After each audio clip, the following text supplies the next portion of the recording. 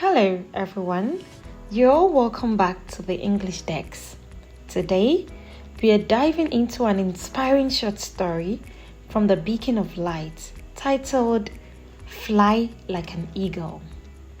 Stay with me as we break down the title, setting, narrative technique, summary, characters, literary devices, themes, examinable questions, and some important lessons that you can apply not only in school but also in life. Now let's begin with the title.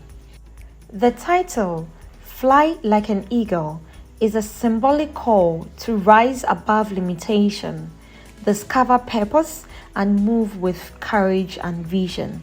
So the eagle represents strength, it represents resilience, independence, and also vision. So the title, Fly Like an Eagle, foreshadows the protagonist, Mami Tutue's personal growth and rising above her struggles to discover her true potential. The summary of the story. Mami Tutua is a young girl in Kantamanso, Ghana, who feels lonely, insecure, and excluded by her peers because she walks with a limp. She often describes her loneliness as something that wrapped around her like a dark cloud, showing her sadness and sense of isolation. One day, while sitting quietly, she observes an eagle flying boldly across the sky. The sight of the bird inspires her deeply, and she begins to think of herself in new way that she too can rise above her challenges. Her life changes further when she meets Equia, a kind girl she encounters at a bookshop. Equia treats her warmly, and the two quickly became friends. Through Equia, Mami Tutua discovers new books, one of which teaches her more about the eagle, its courage, and its ability to soar alone. This strengthens her belief that she can also face life's difficulties with confidence. With the steady support of her father, Auntie Amma, and her teachers, Mami begins to shine. She improves greatly in her studies, especially in mathematics, where her teacher, Mrs. Osu, notices her transformation. She also becomes active in her school's environmental club, showing that she now has the confidence to participate and contribute. By the end of the story, Mami Tutua has transformed from a sad and lonely girl into a hopeful, confident, and resilient young lady. The eagle becomes a powerful symbol of her courage, independence, and newfound self-belief. So this is a summary of the story, a very interesting story. Now let's move on to the setting.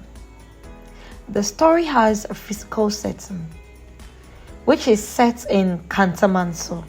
Kantamanso is a community in Ghana. So Mami Tutue's home, the bookshop, the school, and then the natural surroundings happens to be in Kantamanso, and that is the physical setting. It also has the temporal setting. The temporal setting is contemporary Ghana. This is because it happened in a period where there are books, literature, and education are being emphasized. Narrative technique. So the story is written in the third person omniscient narrative. So it gives us more insight into Mami Tutue's feelings, her thoughts, and growth. The mood. When we talk about mood is what the reader feels after reading the story. So at first, sympathy and sadness is seen, as we see Mami Tutua's struggles with loneliness, so sympathy and sadness. And in the middle of the story, we realize that there is hope and then uplifting. So hopeful and uplifting. This is when she finds inspiration in the eagle. And at the end of the story, everything becomes joyful and triumphant as she discovers confidence, friendship, and purpose. Tone. The tone is the writer's attitude towards the work. So the tone in this story is empathetic and inspirational. This is because the author portrays Mami Tutua's struggles with compassion, but guides the reader towards hope. The atmosphere. The atmosphere is the environment created by setting and description. So realize that at first the atmosphere was heavy and lonely, as stated in the story. Loneliness wrapped around her like a dark cloud. And then later on, we notice it became serene and inspiring. And I quote, "The harmonious flight of dove, soothing her weary soul." So it became serene and inspiring. And at the end, the atmosphere became warm and comforting when she was given the millet drink, kente cloth, and then family support. All these created a homely and nurturing atmosphere. Characterization. The first character we would want to look out for is Mami Tutua. Mami Tutua is the protagonist and also a dynamic character. We realize that she starts off being lonely, self-conscious, and struggles, but grows into a confident and determined young girl, inspired by the eagle. And I quote, "She walked with a limp.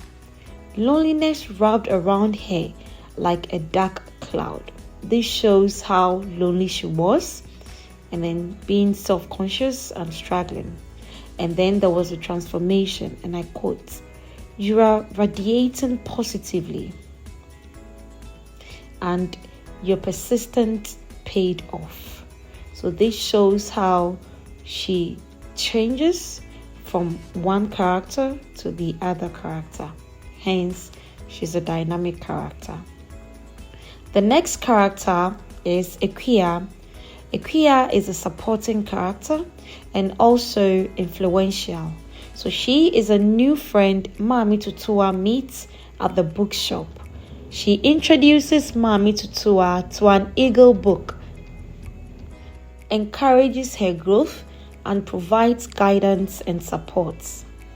It's clearly stated in the book, and I quote, "Her voice gentle and melodious, bright, inquisitive eyes." I've read that book and it's fascinating. The next character is Auntie Amma. Auntie Amma is also seen as a supporting character and then a nurturing maternal figure, since she provides emotional support, warmth, care, and comfort to Mami Tutua. She also represents Ghanaian culture and tradition. This is evident in the story as she says, "Let's quench our thirst with some millet drink." Next character is Mami Tutua's father. He is also a supporting character and an advisor. He is caring, supportive, and guides his daughter in balancing independence with family support. The next character is Mrs. Osu. Mrs. Osu is a supporting character and a teacher. She facilitates Mami Tutua's math growth and recognizes her transformation.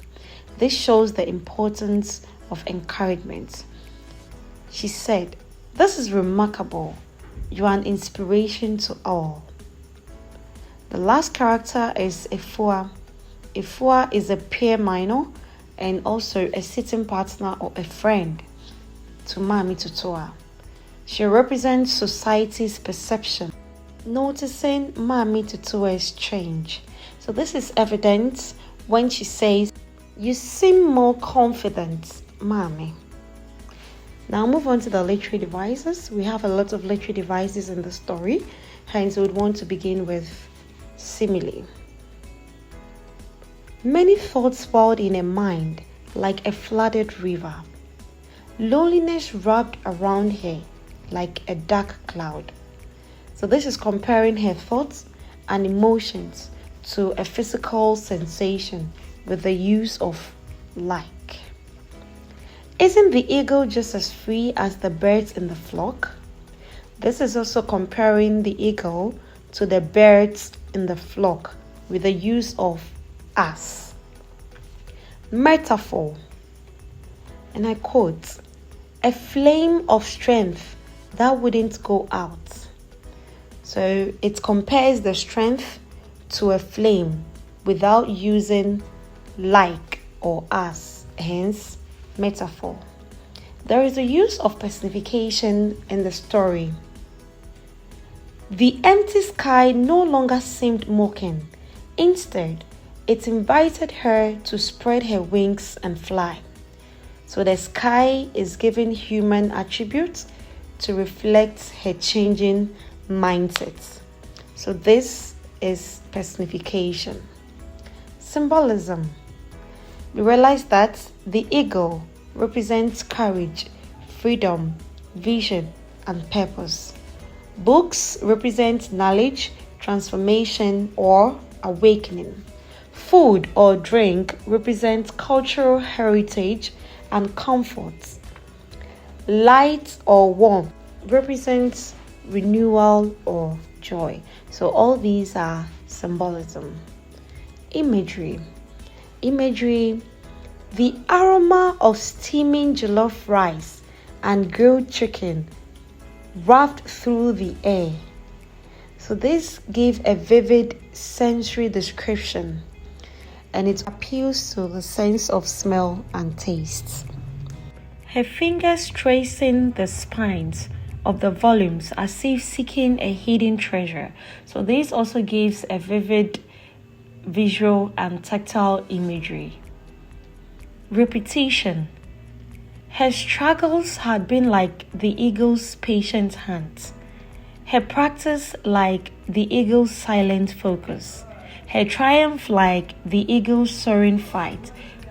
So the repetition of words here emphasizes her transformation. The last literary device we would want to talk about is alliteration, which is the repetition of the initial consonant sounds. So we see soothing, slightly, spicy, flavor. There is a repetition of sound, hence alliteration.